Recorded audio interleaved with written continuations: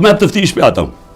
تفتیش کیا تھی جی کہ 9 مئی کو بہت بڑی سازش ہوئی اور آپ مجھے پوچھ رہے ہیں کہ آپ سازش کا حصہ تھے. میں نے ان کو کہا سازش ہوئی, اس میں کوئی شک نہیں, وہ سازش تھی, لیکن سازش سے فائدہ کس کو ہوا اور نقصان کس کو ہوا؟ اگر سازش سے ہمیں فائدہ ہوتا تو تبھی آپ کہتے نا کہ ہم نے سازش کی ہے. اگر سازش کی وجہ سے 10,000 لوگ ہمارے جیلوں میں ہیں, سینئر لیڈرشپ جیلوں میں ہیں, اب میرے 200 پہ کیس پہنچنے لگے ہیں, ہمارے گھر توڑے جا رہے ہیں, بزنسز بند کی جا رہی ہیں, وہ جیلوں میں سے صرف وہ چھٹتے ہیں جو کہیں جی کہ میں آج تحریک انصاف چھوڑا ہوں, اب وہ نکل سکتا ہے, اور پھر سب کچھ معاف ہو جاتا ہے, سارے اس کے کیس ڈراپ ہو جاتے ہیں. تو سوال میرا یہ ہے کہ فائدہ کس کو ہوا؟ فائدہ ہوا یہ جو سارے منی لانڈررز یہ 30 سال سے جو ملک کو لوٹ رہے ہیں, جن کے پیسے باہر پڑے ہیں, جو کہ اربوں خربوں پتی بن گئے جبکہ ملک مقروض ہو گیا ہے. یہ سارے جو آج اوپر بیٹھے ہوئے ہیں ان کو فائدہ ہوا ہے, اور ان کو فائدہ کس نے کروایا؟ ملک کی اسٹیبلشمنٹ ہے, اور انہوں نے کامیابی سے اسٹیبلشمنٹ کو استعمال کیا, اور انہوں نے اس اسٹیبلشمنٹ کو ان کے ساتھ مل کے سازش کی. یہ سازش کبھی نہ ہوتی جب یہ دونوں مل کے نہ کرتے, اور بہت بڑی سازش ہمارے سے نہیں ہوئی, پاکستان سے ہوئی ہے. اب میں آپ کو بتاؤں سازش ہوئی کیسے. سپریم کورٹ کا فیصلہ آ گیا ہے کہ عمران خان کو غیر قانونی اور غیر آئینی طور پہ اٹھایا گیا, اغوا کیا گیا ہائی کورٹ کے اندر سے. یہ میں نے سازش کر کے اٹھایا تھا اپنے آپ کو. میں نے تو نکلنے سے پہلے صبح کو جب مجھے اندازہ ہوا کہ یہ مجھے پکڑیں گے, حالانکہ میرے اوپر کوئی کیس نہیں تھا, میں سب پہ بیل میں تھا, جب مجھے پتا چلا تو میں نے پہلے کہا کہ وارنٹ دکھاؤ اور مجھے پکڑ لو. تو کیا ضرورت پڑی تھی کہ ڈنڈے مار کے, چیزیں توڑ کے, شیشے توڑ کے, وہ بیچارہ رجسٹری آفس کے سٹاف کو مارا, وکیلوں کو مارا, میرے گارڈز کو بیچارے ان کو مارا. کیا ضرورت پڑی تھی؟ کیا کہ میں دہشت گرد تھا؟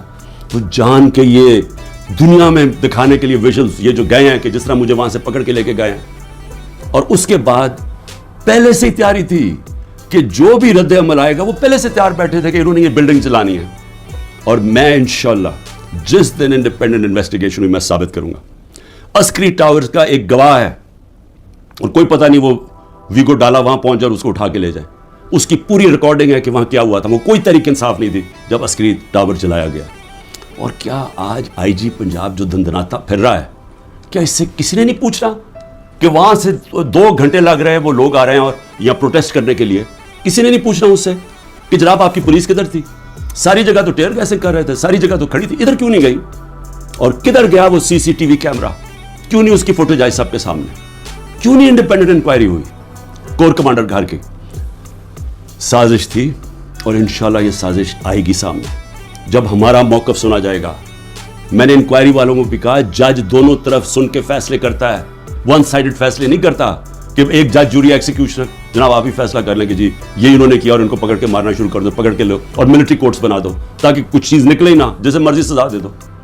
تو میری اپنی قوم سے جو میں آج کہنا چاہتا تھا وہ یہ کہ اس کو جس طرح استعمال کیا گیا, یہ نہیں کہ انہوں نے تحریک انصاف کو پلان کر کے ختم کرنے کی کوشش کی, یہ ہماری ڈیموکریسی ختم کر رہے ہیں. مجھے جو آج سوالوں سے چیز سامنے آئی وہ کیا تھی؟ مجھے کہتے جی آپ کے لوگ کیوں گئے وہاں, کنٹونمنٹ میں کیوں گئے, تو فلانی جگہ کیوں گئے, آپ نے پہلے سے تیار کیا ہوا تھا. میں نے ان سے پوچھا کہ جب مجھے کمانڈو ایکشن سے اٹھایا جا رہا ہے وہاں تو کدھر جانا تھا لوگوں نے پروٹیسٹ کرنے؟ تو اس کی باتوں سے مجھے یہ لگا کہ آپ کو پرامن احتجاج کرنے کی اجازت نہیں ہے کہیں جی ایچ کیو کے سامنے یا کنٹونمنٹ کے سامنے.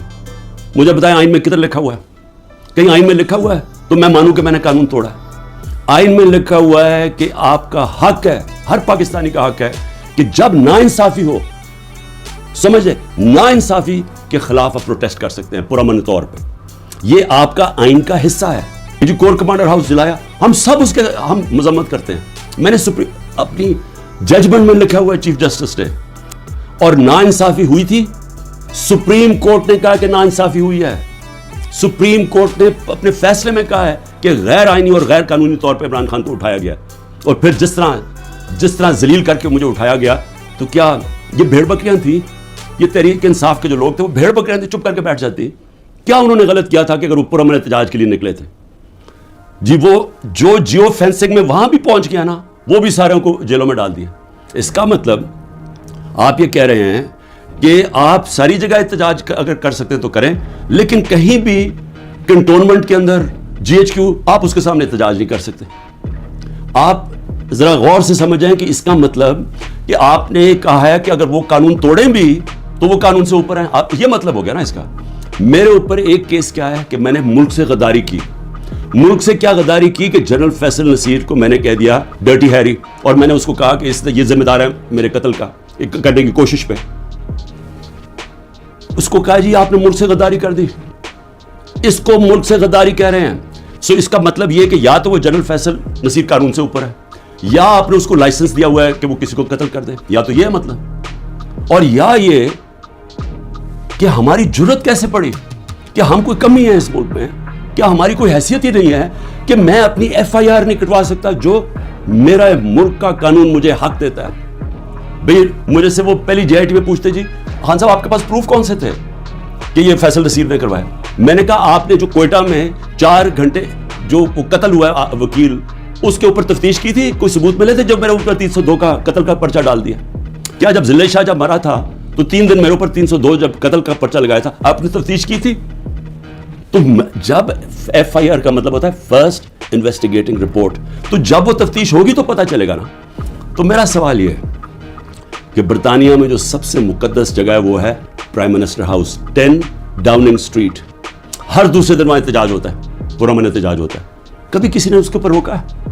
تو مجھے یہ بتائیں کہ جب ریجز کو دیکھ رہے ہیں مجھے اٹھا رہے اور کمانڈوز, تو کیا لوگوں نے کدھر جانا تھا؟ احتجاج ہی کرنا تھا نا. سوال یہ کیوں نہیں پوچھتے کہ وہ لوگ جو 25 لوگوں کو گولیاں سے مارا گیا, وہ لوگ جن کی نوجوانوں کی ٹانگیں چلیں گئی, 3 لوگوں کی ٹانگیں کٹی, جو بستر پہ ہے, جو کمر پہ گولی لگی, پیرالائز ہو گیا, وہ کیا پاکستانی نہیں تھے؟ ان کو کوئی حقوق نہیں ہے, ان کا کوئی نام ہی نہیں لے رہا. کہ عمران خان کو جب پہلی دفعہ جب میں عدالت میں پہلی دفعہ مجھے پتا چلا کہ ہوا کیا ہے, میں نے اسی وقت مذمت کی, اور میں نے کہا 27 سال میں نے ہمیشہ اپنی پارٹی کو کہا کہ آپ نے قانون کے بیچ میں رہنا. میں نے کبھی اس ملک کا قانون نہیں توڑا, اور میں آج پھر کہتا ہوں کہ یہ جو کیا جا رہا ہے, یہ جو انکوزیشن ہے, یہ انصاف نہیں ہو رہا, ون سائیڈڈ ہے. کہ فیصلہ کر لیا کہ جناب آپ نے تحریک انصاف کو ختم کرنا ہے, تو ساری پارٹی کو, کتنے لوگ تھے جو یہ جدھر جو گھر جلیا, بلڈنگ جلی, کتنے ہوں گے؟ 100, 150, 200, 300, 400, 1000 ہوگا. تو 10,000 لوگوں کو کس طرح اندر ڈال دے, اور پھر ان کو موقع دیں تو بتائیں تو صحیح کہ ان کی سائڈ کیا تھی. دوسرا کام جی 164 کے بیان لیے جا رہے ہیں.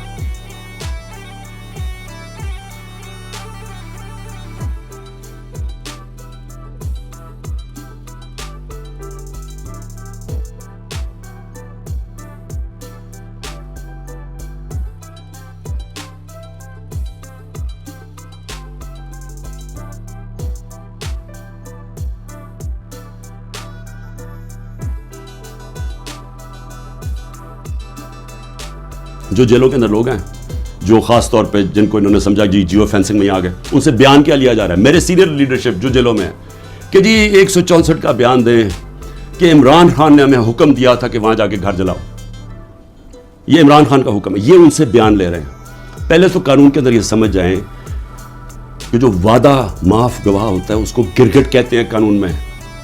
گرگٹ کا مطلب کہ وہ رنگ بدلتا ہے, وہ جدھر ہوتا ہے جس کے ساتھ ہوتا ہے اسی طرح کا بن جاتا ہے, اس کی کوئی اہمیت نہیں ہوتی.